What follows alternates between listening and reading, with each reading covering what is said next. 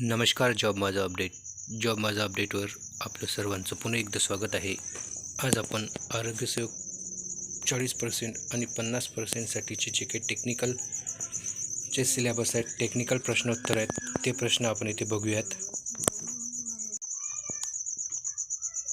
त्याआधी जर तुम्ही चॅनलवर नवीन असाल तर चॅनलला सबस्क्राईब करा आणि बेल आयकॉनवरती प्रेस करा, म्हणजेच अशीच महत्त्वपूर्ण व्हिडिओ तुम्हाला मिळत राहील. तर चला व्हिडिओला सुरुवात करूया. आज आपण सिलेबसनुसार ग्रॅव्हिटेशन या टॉपिकवर 15 प्रश्न बघणार आहोत. हे जे 15 प्रश्न असणार आहेत ते खूप महत्त्वपूर्ण असणार आहेत एक्झामच्या दृष्टिकोनातून. ग्रॅव्हिटेशन्स या टॉपिकवर पुन्हा आणखी काही प्रश्नसुद्धा येणार आहेत. आज आपण ग्रॅव्हिटेशन या टॉपिकवर 15 प्रश्न बघणार आहोत. तर चला बघूया पहिला प्रश्न बघा. पहिला प्रश्न आहे, the mass of body is measured to 12 kg on earth. If it is taken to moon its mass will be. म्हणजेच बघा, body of mass of body म्हणजेच अर्थवर जर मास ऑफ बॉडी जर म्हणजेच वस्तुमान जे असते व्यक्ती शरीराचं ते जर 12 किलो असेल तर ते चंद्रावर नेल्यावर त्याचं वस्तुमान किती भरेल? तर याचं बरोबर उत्तर असेल ऑप्शन क्रमांक सी, 12 किलोच भरेल. कारण वस्तुमान जे असते म्हणजेच मास जे असते कोणत्या बॉडीचं हे युनिवर्समध्ये कुठेही केलं असतं ते सेम राहते, वस्तुमान बदलत नाही. तर याच्याच विरुद्ध जे वेट जे असते म्हणजेच वजनमध्ये फरक पडतो. वजनमध्ये पृथ्वीवर जर वजन 12 किलो असेल तर चंद्रावर तेच वजन 2 किलो भरते. म्हणजेच का?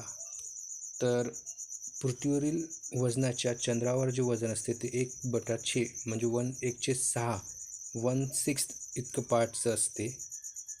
त्यानंतरचा प्रश्न बघा, Newton's law of gravity is valid. Newton's law of gravity कशाशी व्हॅलिड आहेत? ऑप्शन बघा, on earth only, on moon only, on laboratory only, everywhere. मराठीत प्रश्न बघा, न्यूटनचा गुरुत्वाकर्षणाचा नियम वैध आहे पृथ्वीवर, चंद्रावर, प्रयोगशाळेत, सर्वत्र. तर याचं बरोबर उत्तर आहे सर्वत्र म्हणजेच everywhere. Newton's law of gravity valid आहेत एव्हरीवेअर. त्यानंतरचा प्रश्न बघा, a coin and feather are drop together in vacuum. जे कॉईन आणि पंख दोन्ही जर आपण वरून ड्रॉप केलं व्हॅक्यूममधून तर काय होईल? ऑप्शन बघा, तुम्ही ऑप्शन बघू शकता, ऑप्शन वाचून घ्या. प्रश्न बघा मराठीतसुद्धा, व्हॅक्यूममध्ये एक नाणे आणि पंख एकत्र सोडले तर काय होईल? तर याचं बरोबर उत्तर येईल ऑप्शन क्रमांक सी, हे दोघेही जमिनीवर एकत्र पोहोचतील. त्यानंतरचा प्रश्न बघा, the force which keeps the body to move in circular motion when accelerate. इथं ऑप्शन तुम्ही बघू शकता. इथं मराठीत प्रश्न बघून घ्या. प्रवेग केल्यावर शरीराला वर्तुळाकार गतीमध्ये हालचाल करण्यास ठेवणारी शक्ती. बघा इथे काय म्हटलं आहे की force which keeps the body to move in circular motion when accelerate. तर कोणत्याही बॉडीला सर्क्युलर मोशनमध्ये मूव्ह करण्यासाठी जो फोर्स अप्लाय केला जाते तर तो फोर्स कोणता आहे? तर तो फोर्स आहे, याचं बरोबर उत्तर असेल ऑप्शन क्रमांक सी, सेंट्रिपेटल फोर्स. ऑप्शन क्रमांक ए, सेंट्रिपेटल फोर्स जो असते म्हणजेच केंद्राभिमुख बल, हे त्याचं बरोबर उत्तर असेल. त्यानंतरचा प्रश्न बघा, for an object which is projected vertically upward the time of ascent when measured from the point of projection will be. एखाद्या वस्तूची जी अनुलंब वरच्या दिशेने प्रक्षेपित केली जाते, प्रक्षेपणाच्या बिंदूपासून मोजली जाते तेव्हा चढाईची वेळ असेल.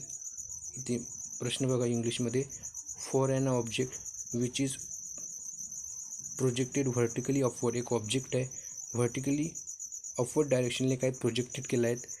The time of ascent when measured from the point of the projection will be. तर तेव्हा काय होईल? तर त्याचं बरोबर उत्तर असेल ऑप्शन क्रमांक C, equal to the time of descent. त्यानंतरचा प्रश्न बघा. A boy is whirling the boy is whirling a stone tied with string in horizontal circular path. If string break the stone.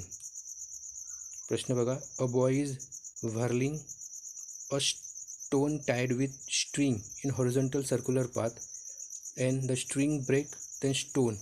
प्रश्न काय आहेत की एक मुलगा आहे की एक दगड बांधतो दोरीला आणि तो वर्तुळाकार दिशेने फिरवतो. जर तार तुटला म्हणजेच दोरी जर तुटली तर काय होईल दगडाचं. तर याचं बरोबर उत्तर असेल ऑप्शन क्रमांक सी,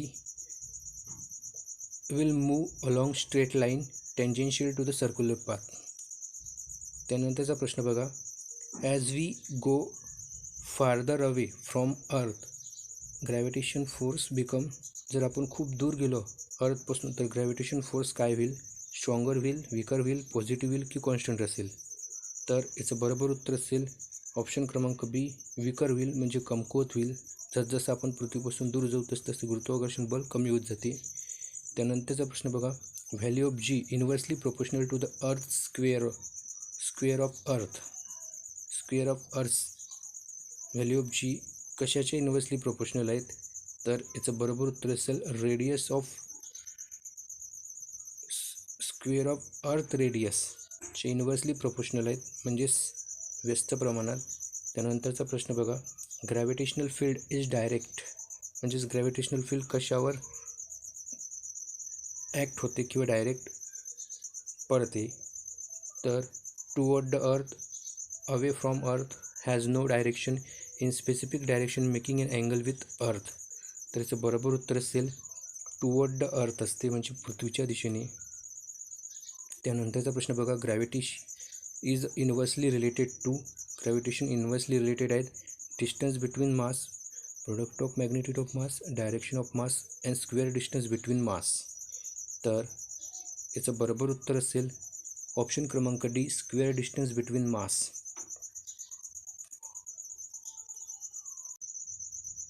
प्रश्न क्रमांक 11 बघा. In case of free fall of the gravitational acceleration on spherical object depend on. Free fall झाल्यास गोलाकार वस्तूवरील गुरुत्वाकर्षण प्रवेग. इंग्लिशमध्येच प्रश्न बघा. In case of free fall of the gravitational acceleration, gravitational ॲक्सेलरेशनचं जेव्हा फ्री फॉल होईल तेव्हा स्पेरिकल ऑब्जेक्टवर, तर ते कशावर डिपेंड असते. जे ग्रॅव्हिटेशनल फ्री फॉल असते स्पेरिकल ऑब्जेक्टचं ते कशावर डिपेंड आहेत.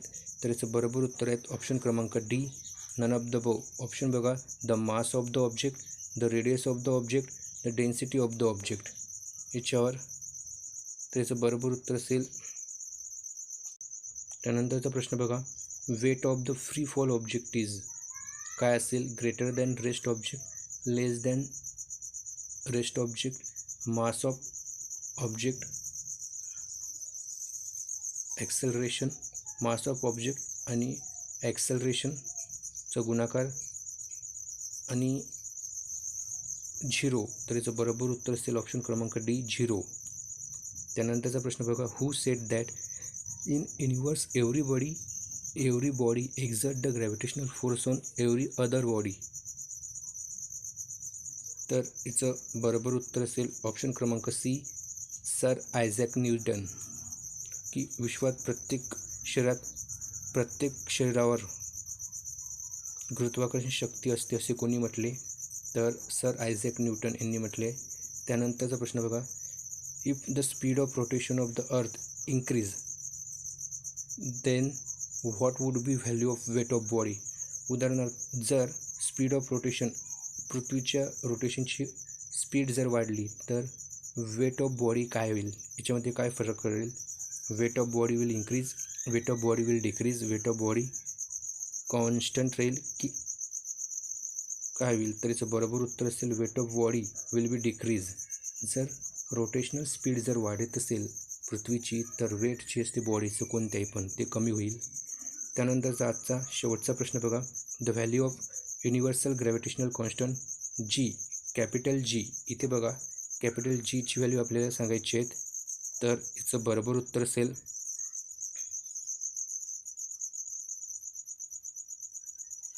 ऑप्शन क्रमांक बी 6.676 गुणिले 10^11. हा 10^-11 आहेत.